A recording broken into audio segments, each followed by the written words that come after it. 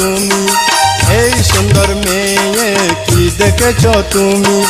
তোমার ভালোবাসার জন্য, তোমার ভালোবাসার জন্য হতে পারি আসামি। এই সুন্দর মেয়ে কি দেখেছ তুমি, এই সুন্দর মেয়ে কি দেখেছ তুমি। তোমার ভালোবাসার জন্য, তোমার ভালোবাসার জন্য হতে পারি আসামি। এই সুন্দর মেয়ে কি দেখেছ তুমি, এই সুন্দর মেয়ে কি দেখেছ তুমি।